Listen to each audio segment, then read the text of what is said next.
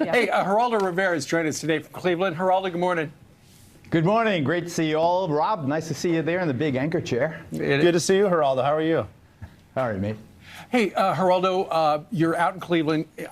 Everybody's been following this guy from Paterson, New Jersey, about 20 minutes west of where we're sitting, rented that Home Depot flatbed truck, drove it down the West Side Highway, went into the bike lane, killed 8 people, crashed into a bus.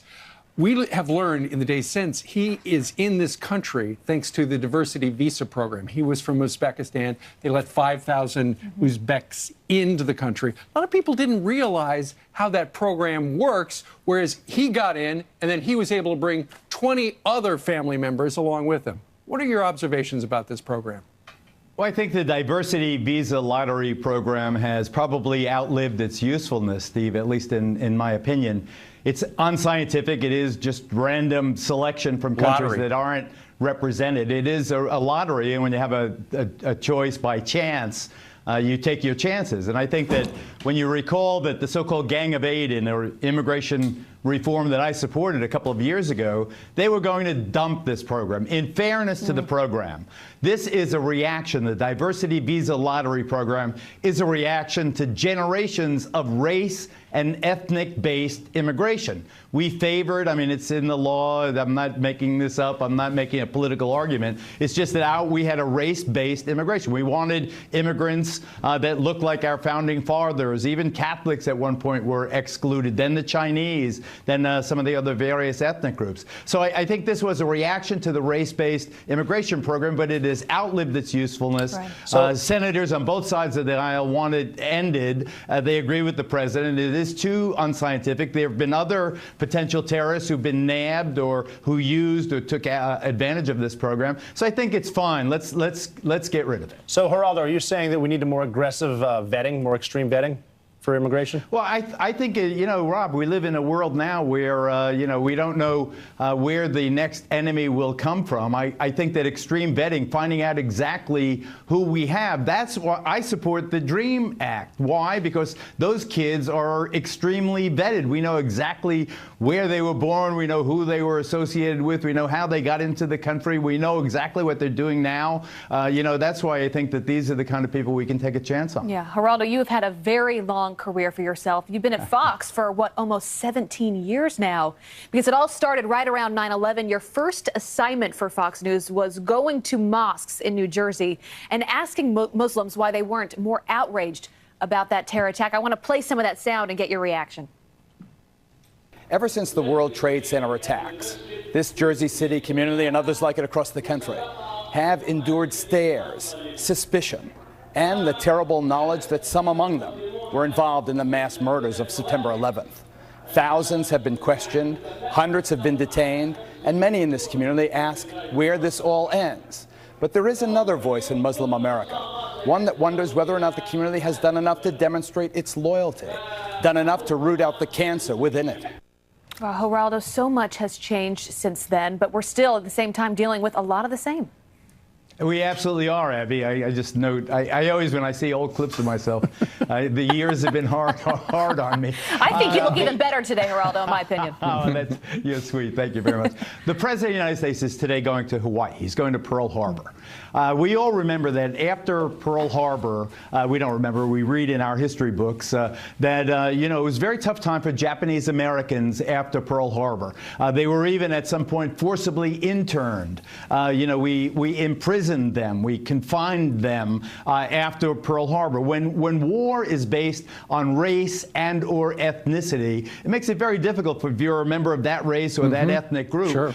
You know, in a conflict, the Arab Americans or the Muslim Americans, a perfect example. That Jersey City, Paterson, New Jersey area, it's got a heavy concentration of Muslim Americans, and they were, you know, understandably the focus of extreme scrutiny. particularly when we found out after 9/11 that some of the hijackers have moved through some of those very same mosques that this guy, the West Side truck terrorist, attended. And we ask, how did nobody know? Why should they have known what was going on? Certainly his family members, his closest friends, people who attended the mosque with him, why didn't they see his radicalization? Why didn't they say something? Great. And that's a continuing controversy. I can't really give you the answer to it, but I just think that it's a difficult spot for them, and the suspicion is understandable. I remember the war on drugs. The war on drugs was basically an anti, we thought of the Mexican drug lords and the Colombian cocaine people, so Latin Americans, Hispanic people, Latinos like myself were the object of suspicion. I was,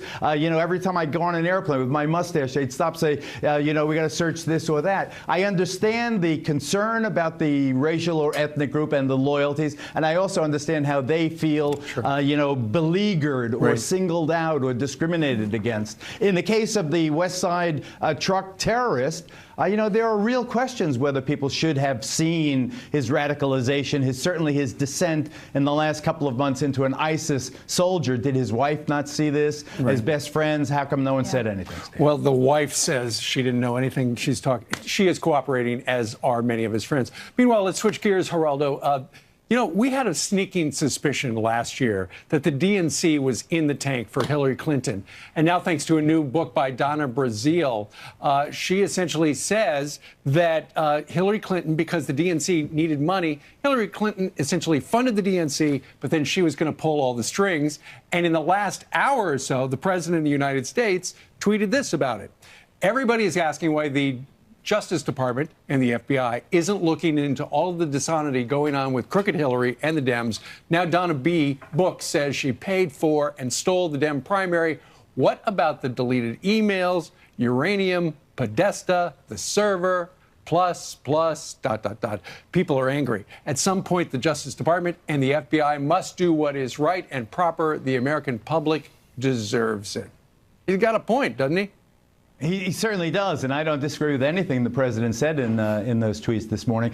I look at Donna Brazile a little differently. I was always filled with admiration for her, and I always thought her an honest broker and a historic figure and a very, charismatic public face for the Democrats. And then we found out that she was feeding questions to Hillary during the debate. And then when Megyn Kelly was busting her on that, Donna Brazile was very, very evasive and I thought dishonest in her denials. Now comes this expose.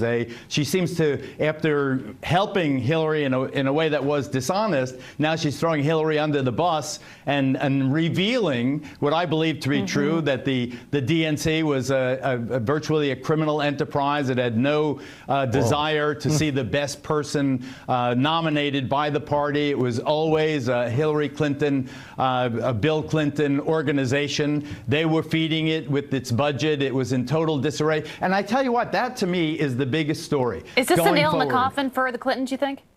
You got it. You got it, Abby. Not only is it a nail in the coffin and the end forever of the Clinton era, but it also, I think, more relevantly, shows that the Democratic National Committee is in total disarray. They don't know what they stand for, who their candidates will be. Will it be a socialist, an Elizabeth Warren, someone on the far left? Can they incorporate any moderates? Joe Manchin, is there still a place for him in the Democratic Party? What do they stand for, going forward, other than opposition to President Trump?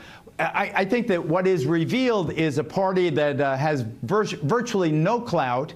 It is strictly a function of whoever happens to be funding it at the moment. Yep. Sanders always an outlier, a socialist, not a real Democrat, and so forth. I never thought he had a chance. He overperformed what I had as my expectations, and everyone was surprised. But what it did reveal, in retrospect, was how weak a candidate the Secretary of State Hillary Clinton was. Ultimately, you're probably right. All right, Geraldo, thank you very much. Have a great weekend out there in Cleveland. Good to see you, Geraldo. Thank you. You too. Thank you. God bless you, and God bless America.